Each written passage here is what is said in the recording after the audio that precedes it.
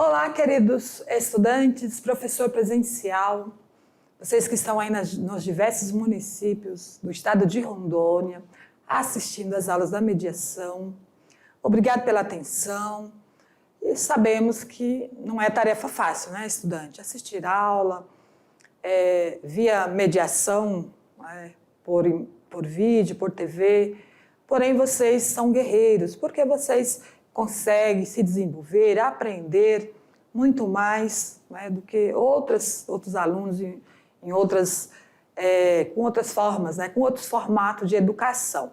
Aqui você precisa prender sua atenção, não pode perder o foco, com o seu caderno na mão fazendo ali anotações, é claro, assistindo às aulas junto com o professor, fazendo perguntas. Professora, não tem como tirar dúvida? Tem sim.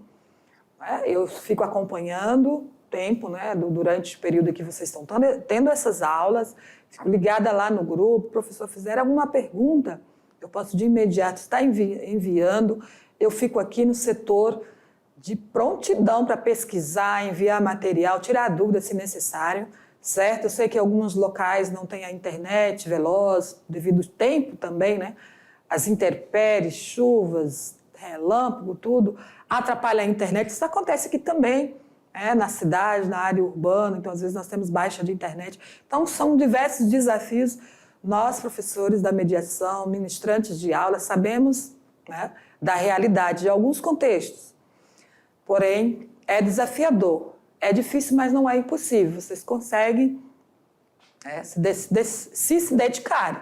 O que não pode é brincar durante as aulas, ficar aí tirando o foco, com certeza vai ser mais difícil. Então, vamos para essa próxima aula. Vamos dar início à aula 7. Olha, quase concluindo a unidade 1. Lembra que eu disse para vocês que são 12 aulas, 10 de conteúdos e atividades, e as duas últimas aulas da unidade é revisão e avaliação. Então, nós estamos quase concluindo a unidade 1. Porém, estudante, é necessário que vocês, são poucas aulas, porém é necessário que vocês estejam acompanhando aí, certo? Vamos para o próximo tópico. Vamos falar sobre a arte visual indígena, né? E também sobre artistas, trazer alguns artistas indígenas da Amazônia. Então, estudante, agora a professora, a senhora parou de estudar a história da arte? Não, nós estamos falando de arte moderna. Porém, vamos dar um destaque aqui para a arte indígena. Vamos falar especificamente da arte indígena. Uma aula não é suficiente, né? Porém, trazemos os pontos principais. Também teremos, estudante, uma aula específica para a arte africana. Por que está separada, professora?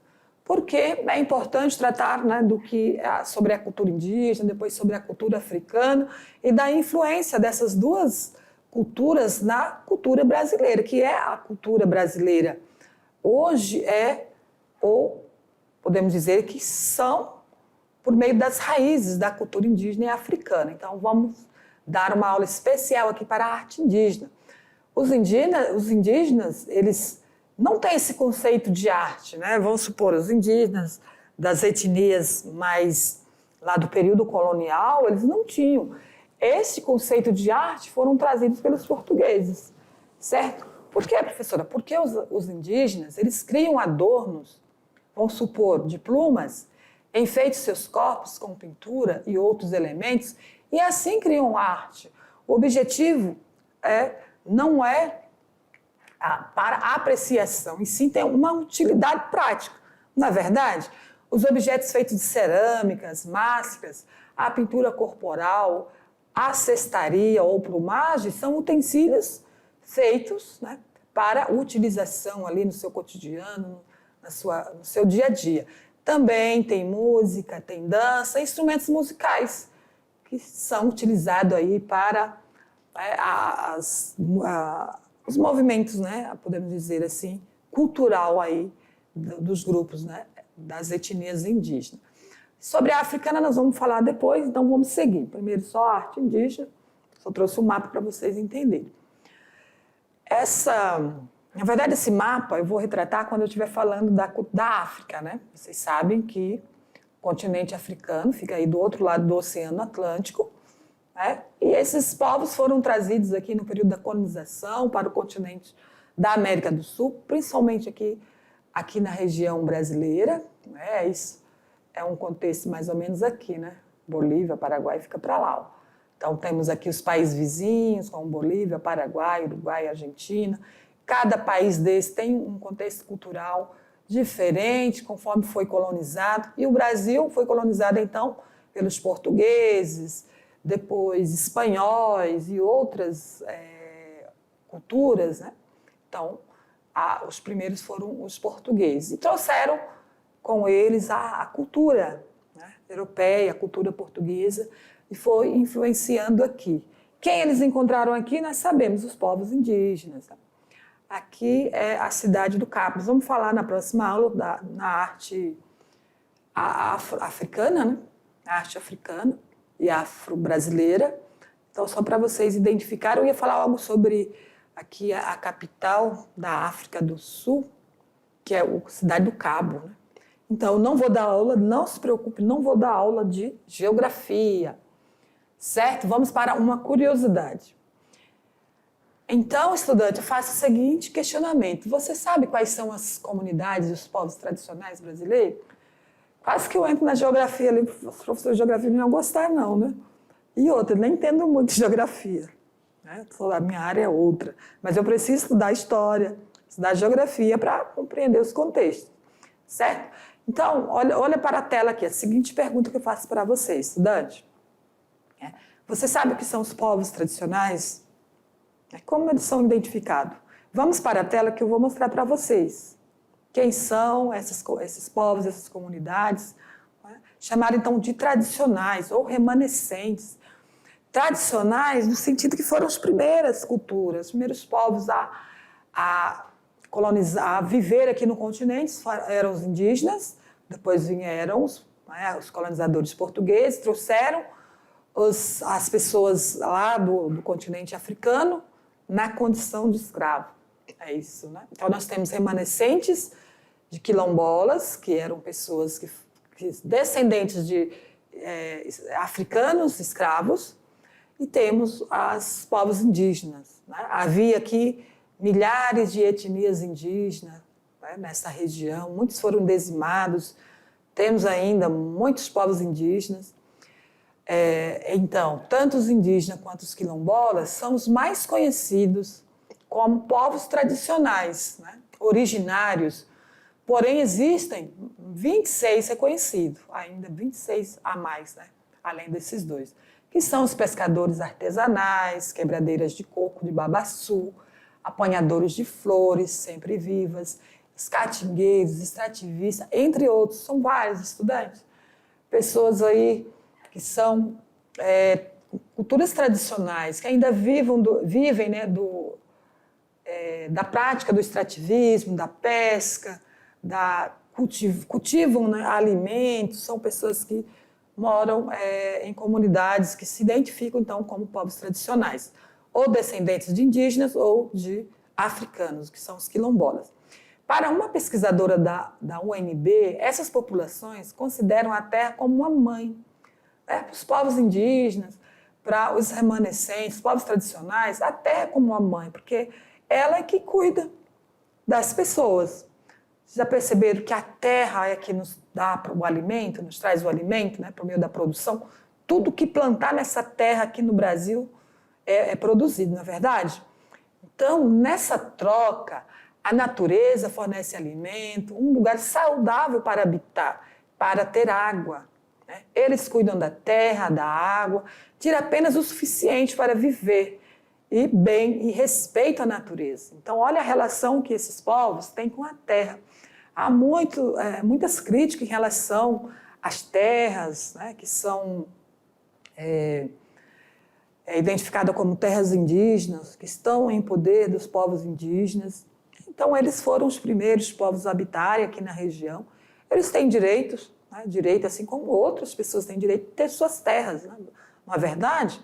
E são esses pequenos produtores que produzem os alimentos que nós precisamos. Os grandes produtores, estudante que nós podemos observar, vocês que conhecem aí o interior de Rondônia, né, os grandes produtores, eles plantam o quê? Soja, milhares de hectares de soja, porém a soja nem fica aqui no nosso estado, vai para onde? Para outros países, vai para se transformar em ração. É isso mesmo, então, e quais, né, o que vem depois dessas plantações? A degradação da terra, do ambiente. Então, poderíamos ficar aqui tempão falando sobre isso, eu acredito que vocês discutem isso também nas aulas de geografia, sobre os impactos sobre, né, os grandes produtores, que muitas vezes é para exportação, é para a riqueza de poucas pessoas, né? E o mais importante é o alimento, produção, então, tanto a agricultura como a pecuária, as pequenas produções é que ficam no estado. O arroz, o café, a galinha, o porco, como, por exemplo, o leite, a macaxeira ou a mandioca, enfim, essas pequenas produções que ficam, são os pequenos produtores que têm aquelas terras pequenas que produzem o alimento que nós precisamos. Então, voltando para a tela, esses povos remanescentes, eles vivem, né? Eles vivem da natureza, tanto para, né, viver como também para produzir. Essas comunidades fazem uso dos recursos naturais, não apenas para o seu sustento, mas também para a reprodução cultural, social e religiosa, define a pesquisadora Cristina Andans, né? Então, aí uma observação do estudo dessa pesquisadora sobre esses povos aí remanescentes, indígenas, quilombolas e muitos outros, né? Então, sobre a arte visual indígena, estudante, fizemos aí esse contexto, né, essa introdução sobre o contexto, uma parte do contexto histórico, né, dos povos indígenas, que eles vêm sofreram com a colonização, esses impactos social, cultural, também envolve muitas outras questões, né, como o direito à terra, enfim. Porém, a arte indígena está presente na essência do povo brasileiro. É um dos pilares, então, da cultura do país, que foram os primeiros habitantes, né, do território nacional. Aqui são peças, panelas de barro, peças suruí, né, feito aí pelas mulheres dessa comunidade. Aqui também eu trouxe essas imagens de Magna Dourado. Ela fez um trabalho, né, pesquisou sobre o trabalho dessas produções. A arte oral Paetê Suruí, de Rondônia, foi, então, dissertação de mestrado em Ciências Sociais dessa artista, né? Então, eu peguei algumas imagens, retratando aí, falando um pouco do trabalho dessa pesquisadora. Então, os povos indígenas são destacados também nas pesquisas. Os indígenas têm necessidade de beleza como qualquer cultura, né? Criam, então, adornos para enfeitar seus corpos e assim eles criam a arte. As concepções de beleza e arte estão relacionadas, então, às particularidades culturais de cada etnia indígena. As mulheres indígenas são as maiores responsáveis, então, pelo artesanato. Trouxe uma imagem aqui do artesanato das produções, né, feito. Pode ser tanto as mulheres indígenas ou os homens, né, fazer esses artesanatos, como outras pessoas que só representam, né? Quando é feito por uma mulher indígena, ela vai trazer ali elementos da sua cultura, da sua etnia. A arte indígena, depois da chegada dos portugueses, como que foi? Existem muitas diferenças, né, culturais na arte indígena depois dos portugueses, porque tem duas grandes culturas, as silvícolas, que vivem em áreas florestais, e as campineiras, que vivem no cerrado e nas savanas, né? E temos muitos indígenas aqui no contexto também da Amazônia Legal. Em todo o país nós temos grupos étnicos indígenas. Aqui uma foto que eu tirei lá em Porto Seguro, com um rapaz que se destaca, né, que se identifica como indígena, né? Não era um rapaz que estava só usando aí uma roupa indígena, né, características indígenas, aí, artefatos indígenas. Porém, tem feiras, né, muitas feiras lá, e bancas vendendo aí artefatos indígenas, porém não por pessoas indígenas ou não indígenas. Pode ser também, muitas vezes, feito por pessoas não indígenas. Tanto um grupo como o outro conta com a ampla variedade de elementos naturais, como a madeira, fibras, palmas, palhas, cipós, sementes, cocos, resinas, couros, olha quantos elementos, né? Pode ser utilizado para fazer os adornos. Ossos, dentes de conchas, garras, plumas e muitos outros elementos, né? Segundo essa autora aqui. Tudo isso pode ser utilizado para as produções dos artefatos indígenas, né? Pelas mulheres, pelo artesanato, ou também por pessoas, né? Por não indígenas. Aqui um pouquinho das fotos que eu trouxe, muitas coisas são feitas, como eu estou dizendo, estou apresentando, mas eu não estou garantindo que essas produções aqui foi por um indígena. Era no local de uma comunidade indígena, certo? Estudante. Objetos decorativos e utilitários, adornos, acessórios, armas e instrumentos musicais também fazem parte da arte produzida pelos povos indígenas brasileiros. Essa moça que eu conheci ela pessoalmente, tem um cabelo lindo, né? Comprei alguns artefatos dela, como um brinco, coisas para enfeitar o cabelo, joias aqui, biojoias, né? Então ela é de uma comunidade indígena lá em Porto Seguro, Bahia, tá? Lá onde foi, né, a primeira, onde houveram as primeiras embarcações, né, portuguesas. Então, estudante, na arte indígena, as formas do barro contam a história, né?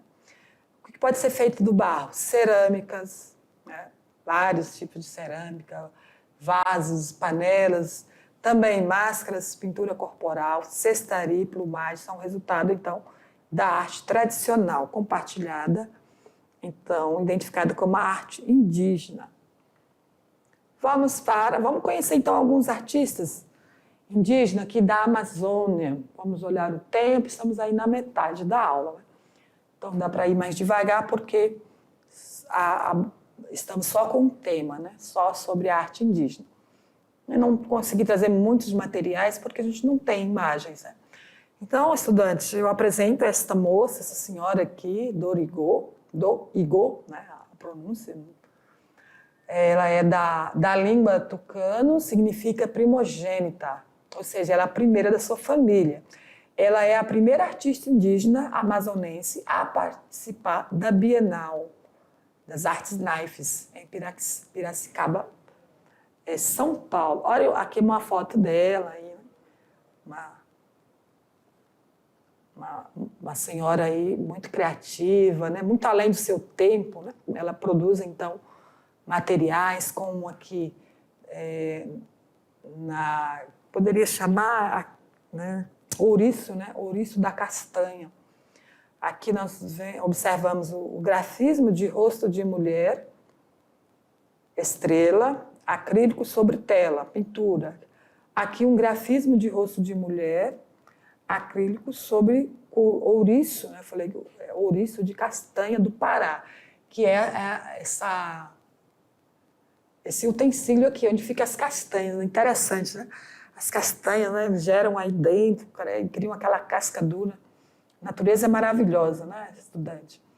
E aqui também uma outra ornamentação aí feita no ouriço da castanha, né? Então, utensílios aí feitos pela essa artista. Um outro é o Jan Pássaro, que significa pato do mato, na língua Yanano, né, ou Vanano, não sei a pronúncia correta. É um artista indígena de etnia Vanano, da Amazônia brasileira. Ele produz, olha aqui, que coisas maravilhosas. Essa técnica da marchetaria. Então, tem vários utensílios feitos por ele. Aqui um escudo de dança, feito, então, com a técnica marchetaria. O que é isso, professora? É o uso, né, de madeira para talhada, com desenhos e formas. Ó. Aí ele faz esse material aí. Para ornamentação. Né? Ornamentação, aqui, peneira, testa do tatu, também feito em machetaria. Então, as formas aí diferentes uma da outra. Muito interessante esse trabalho também desse artista indígena. Aqui uma outra moça, Sanipan, significa caba, na língua apurinã, tipo de vespa. É uma artista indígena da etnia apurinã, nativa da Amazônia brasileira. Em sua arte, expressa a cultura do povo seu povo por meio do grafismo, artefatos, rituais e do próprio imaginário que envolve a sua vivência como indígena da Amazônia. Então, estudante, antes de mostrar o trabalho dessa artista, é importante destacar, né, essas informações que eu trago, eu não encontrei em livros, certo? Não vamos encontrar no livro didático, né, no livro didático de arte. São, muitas vezes, pessoas mais comuns, tanto aqui no nosso estado, como em outros estados, os artistas populares, eles não são visibilizados, não são, por exemplo, considerados artistas a nível de ir para um livro didático, certo?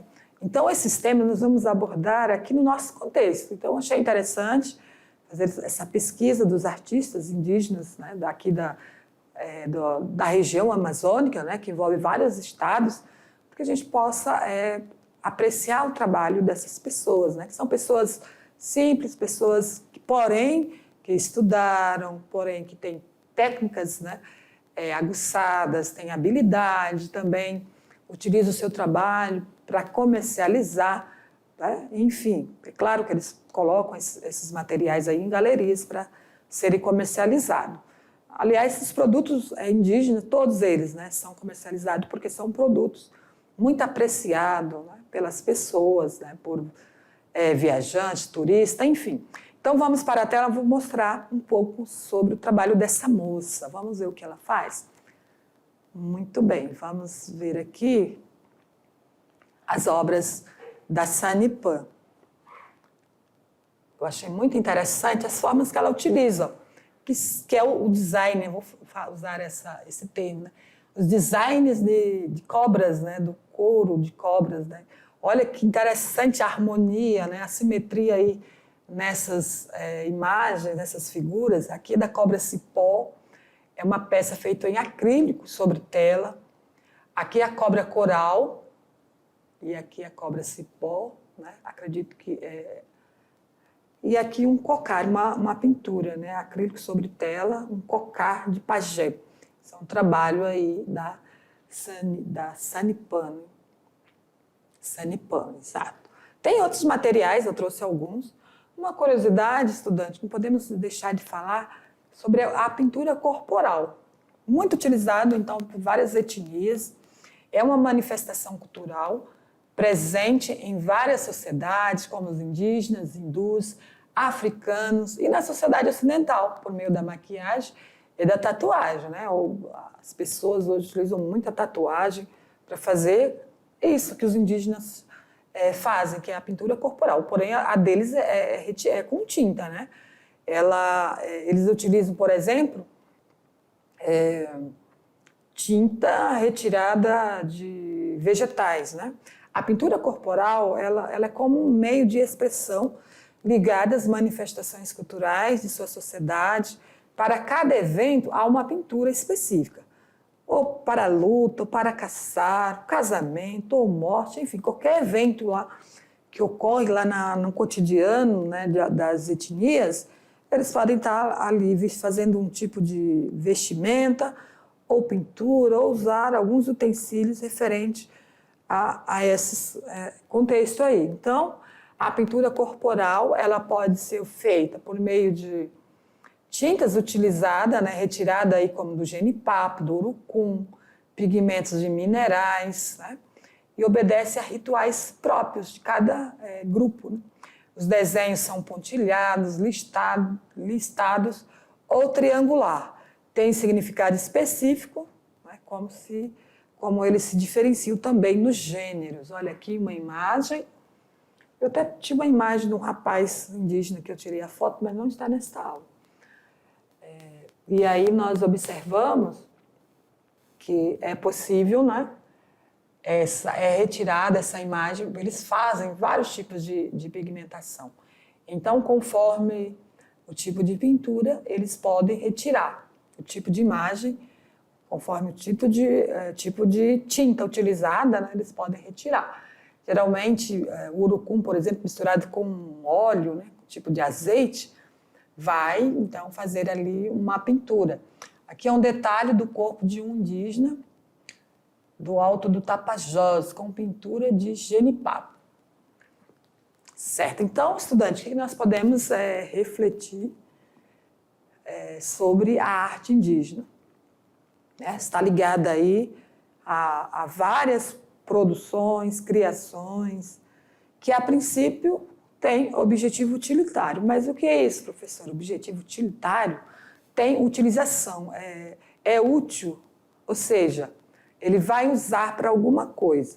A panela de barro vai utilizar, tem um objetivo, né, para cozimento de alimento.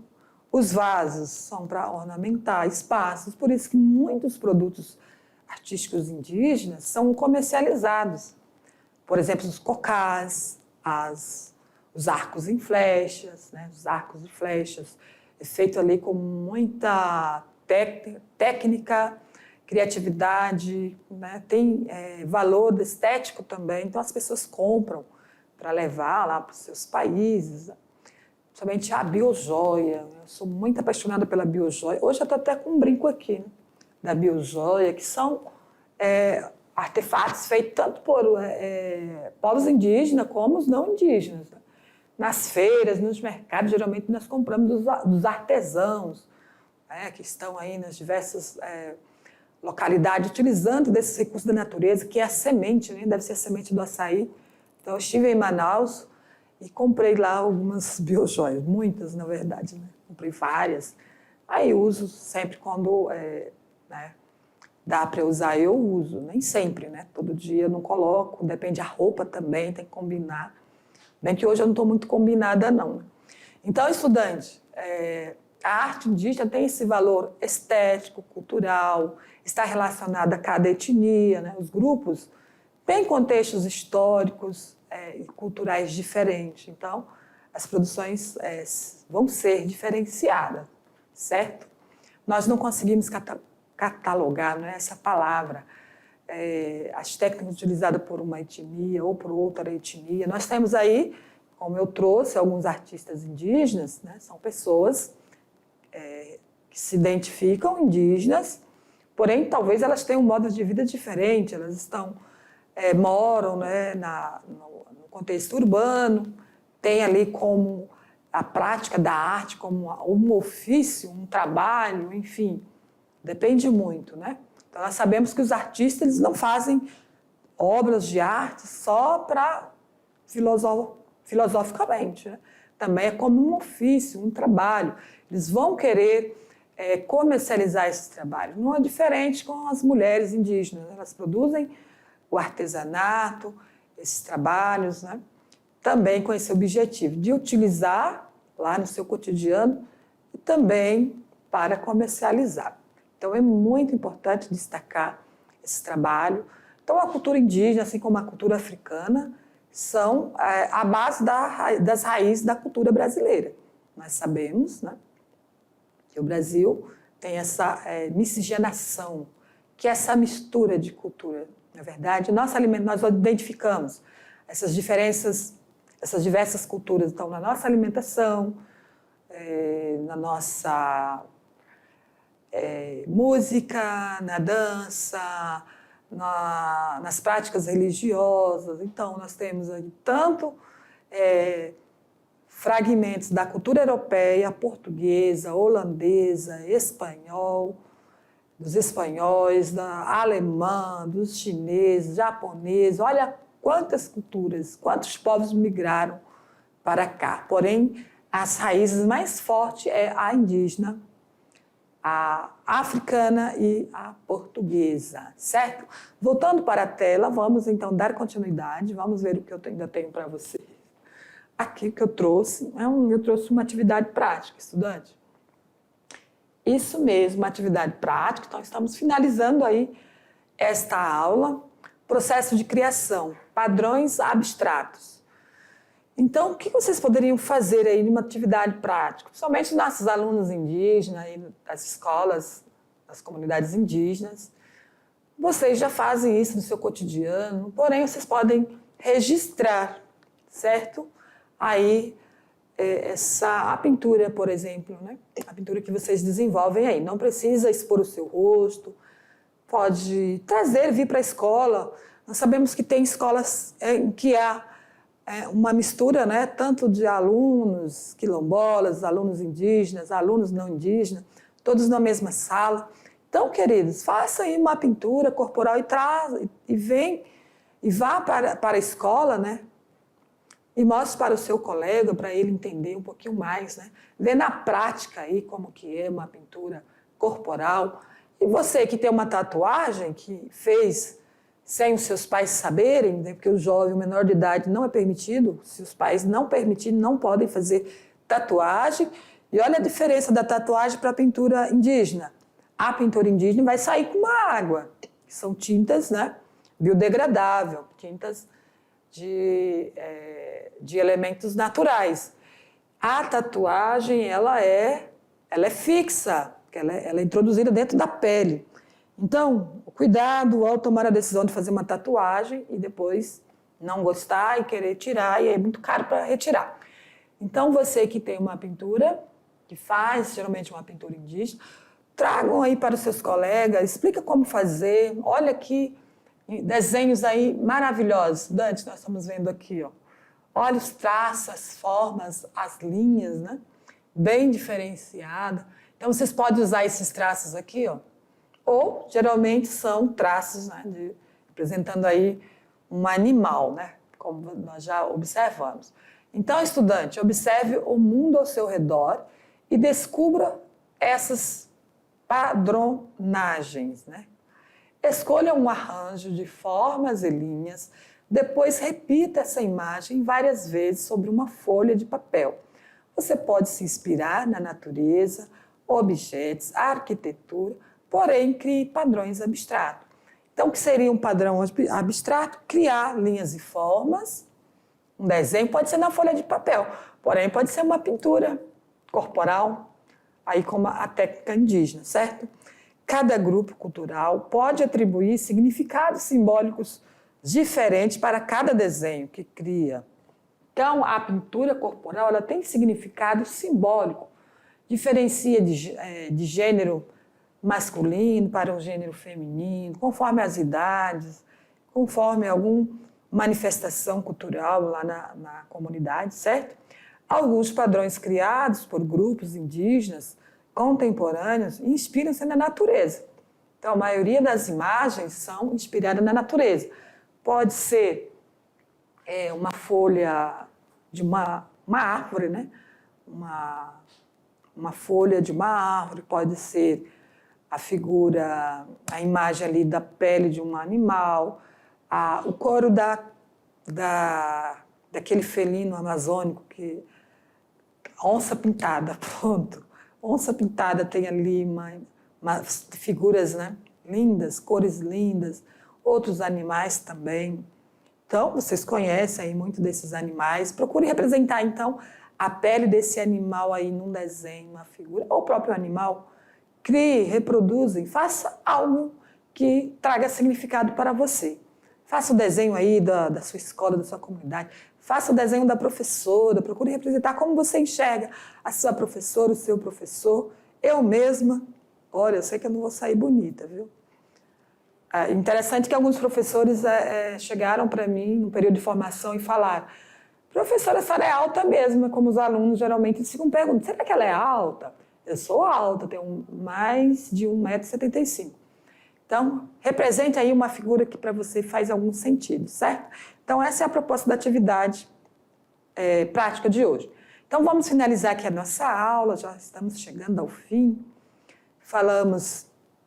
Vamos para a tela, vou trazer aqui as referências para vocês.